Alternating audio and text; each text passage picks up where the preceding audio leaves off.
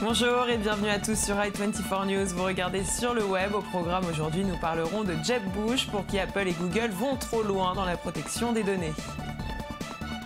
Nous verrons comment la société israélienne StoreDot a réussi à lever 18 millions de dollars. On fera notre petit tour du monde hebdomadaire des meilleures startups de la semaine. On vous présentera le successeur de Second Life qui veut démocratiser la réalité virtuelle. Et on terminera comme tous les jours avec ces vidéos qui buzzent sur Internet.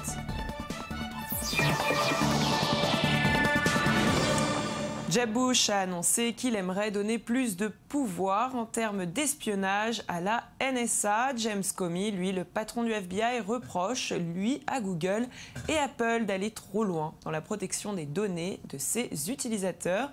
Lors d'une conférence en Caroline du Sud, Bush a déclaré que les géants de la technologie devraient aider les services secrets américains pour la sécurité de tous. Il a ajouté vouloir trouver au plus vite un accord avec la Silicon Valley. Et on poursuit avec StoreDot. La société israélienne vient de lever 18 millions de dollars pour sa nouvelle unité d'affaires véhicules électriques. Parmi les investisseurs, on note Norma Investment Limited et Samsung Ventures. Cette nouvelle unité d'affaires a pour objectif de recharger les futurs véhicules électriques en seulement 5 minutes contre un système actuel qui nécessite, lui, plusieurs heures de recharge. Une solution qui pourrait être proposée au Royaume-Uni qui propose de recharger, lui, vos véhicules électriques tout en roulant parce que les bornes sont difficiles à trouver et qu'il faut inciter les conducteurs à rouler en voiture électrique que l'État a décidé d'entamer une phase test d'ici la fin de l'année 2016 au cours de laquelle certaines parcelles de route seront équipées de systèmes de recharge par induction. Voilà, c'était l'essentiel de l'actualité. Place à notre petit tour du monde des startups de la semaine.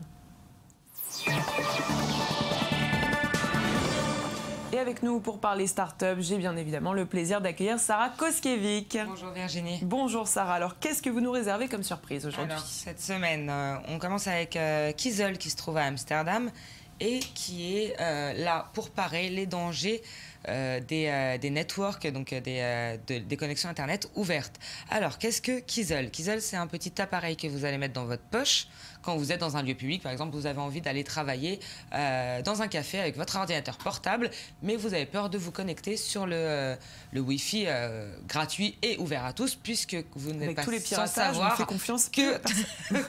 que vous pouvez vous faire pirater vos données. Donc, Kiezel vous permet d'ouvrir votre propre VPN, donc votre propre virtual network, d'avoir votre propre connexion à vous, comme si vous aviez un petit routeur à côté de votre ordinateur.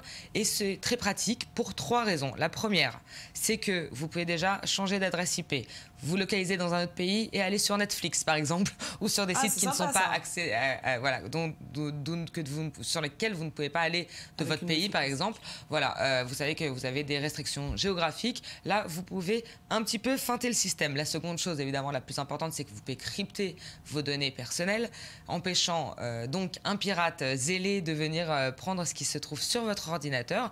Et ça, c'est quand même très pratique.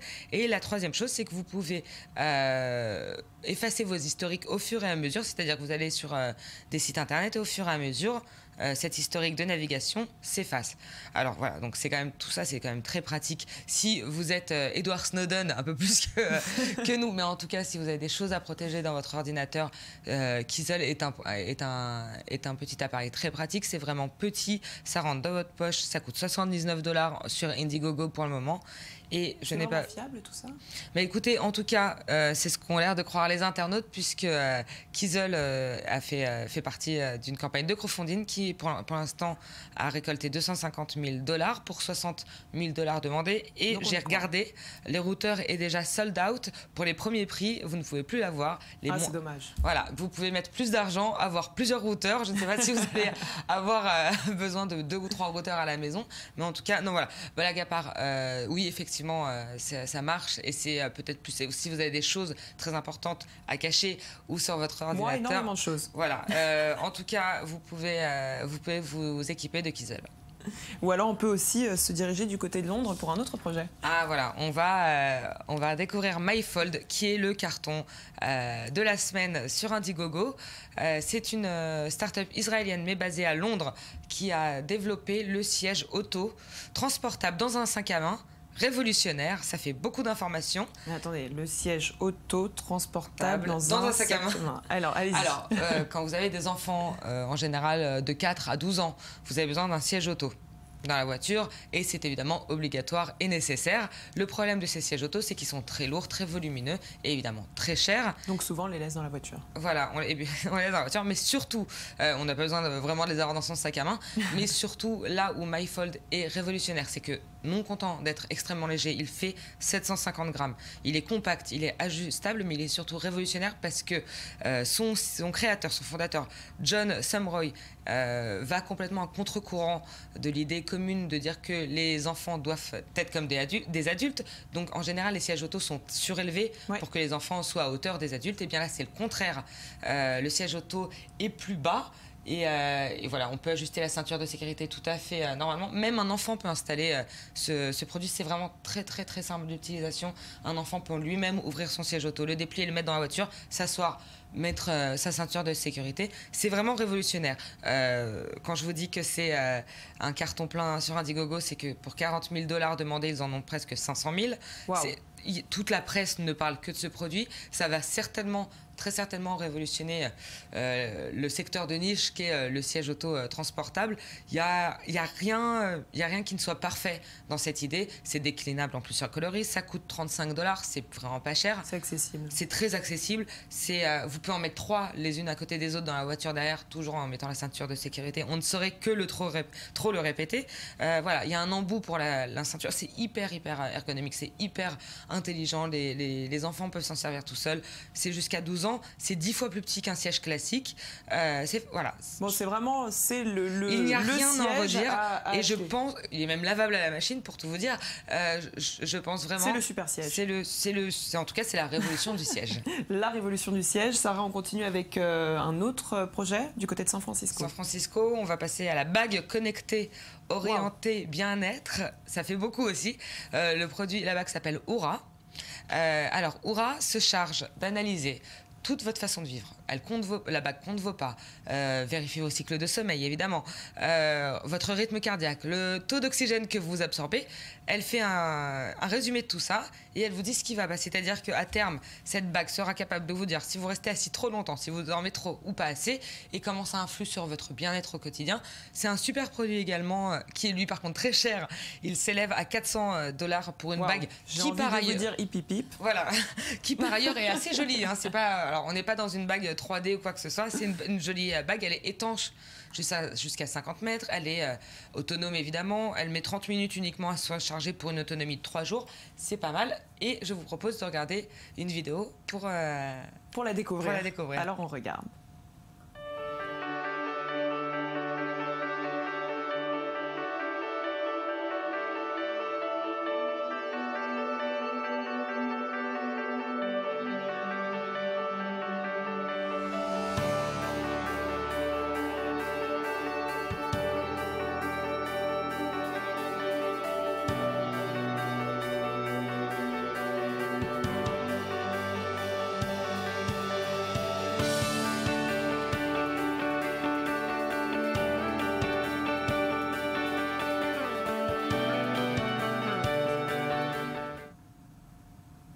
Donc on le voit, hein, pas mal. Pas mal. La dernière chose, c'est évidemment qu'elle est connectée à une appli qui vous fait tout ça via votre système iOS, pour le moment pas encore Android.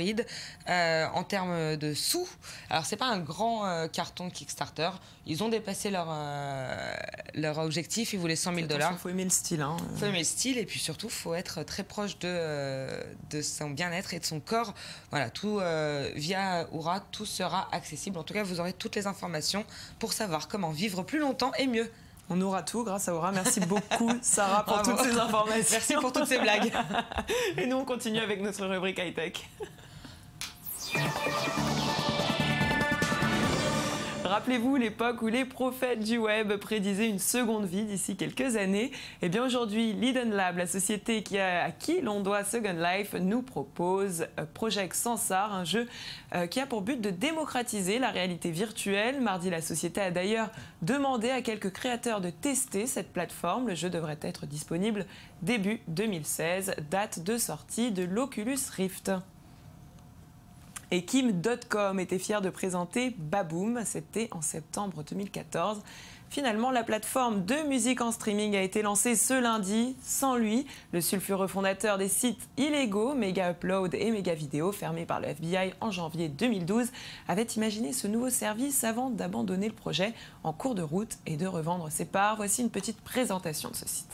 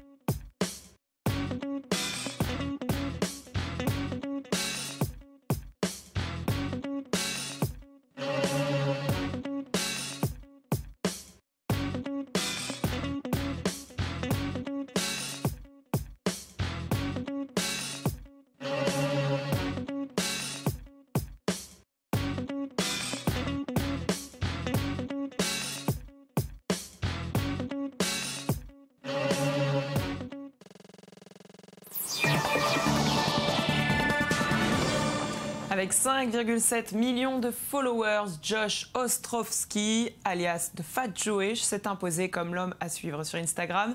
Influenceur, humoriste et comédien, eh bien cet Américain a misé sur l'humour. Attention, faut-il encore être friand du second degré? Détournements, même photos ou encore citations, chacun de ses posts fait un carton. Mais tout récemment, de nombreux internautes se sont révoltés. L'homme serait en fait un pro du plagiat. Regardez.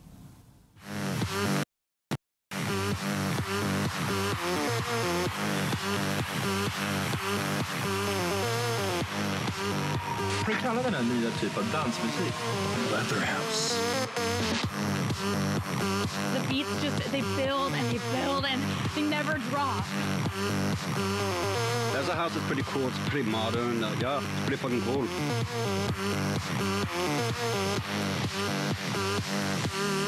I have to give them what they want. All leather, all the time. We gotta go bigger, we gotta go bolder.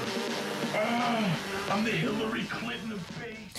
The Fat Jew, l'extravagant, n'a cependant pas honte de reconnaître ses torts lorsqu'on l'accuse de plagiat. Il l'avoue, ça lui arrive de piquer des blagues trouvées sur Internet et aujourd'hui, eh bien, il s'excuse. Et pour prouver sa bonne foi, il a décidé de créditer l'origine de chaque fan posté ou volé. On continue avec l'expérience d'Alexa Mitchell, une blogueuse beauté américaine qui a posté des selfies sans maquillage sur Tinder. Après avoir liké 100 garçons, elle n'a obtenu que 16 réponses, puis elle a retouché ses photos grâce à un logiciel et elle a de nouveau liké 100 garçons et cette fois, eh bien, elle a obtenu 73 réponses avec bon nombre de messages pour entamer la conversation. Regardez.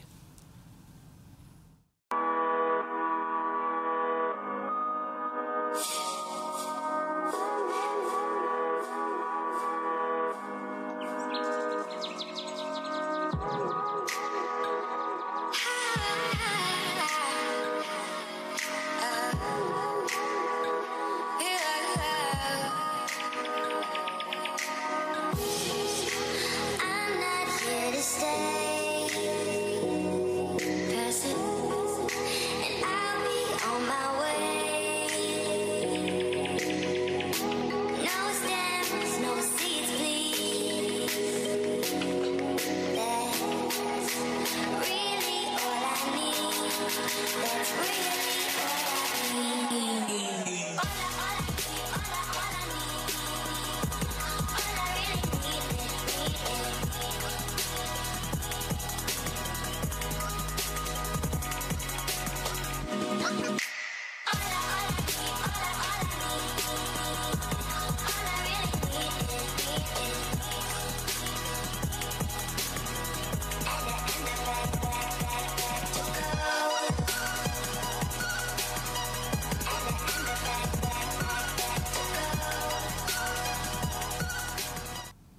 Et Boston Dynamics, l'entreprise de robotique de Google, vient de nous dévoiler la première vidéo de son robot humanoïde Atlas. Dans la vidéo, le robot de près de 2 mètres se déplace en forêt et termine son trajet avec une course à vitesse moyenne. Atlas pèse plus de 130 kg et se déplace comme un vrai danseur étoile. Regardez.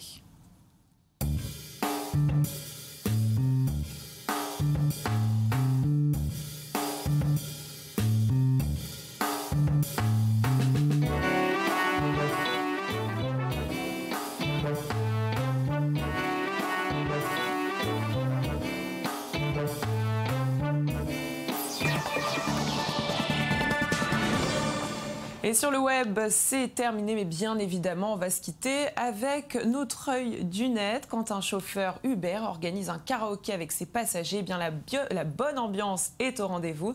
Avec Can't Feel My Face de The Weeknd, eh bien c'est un sans faute pour créer le buzz. Avant de se quitter, on se retrouve comme d'habitude sur notre page facebook.com/sur le web, le Mag Actu. À très bientôt.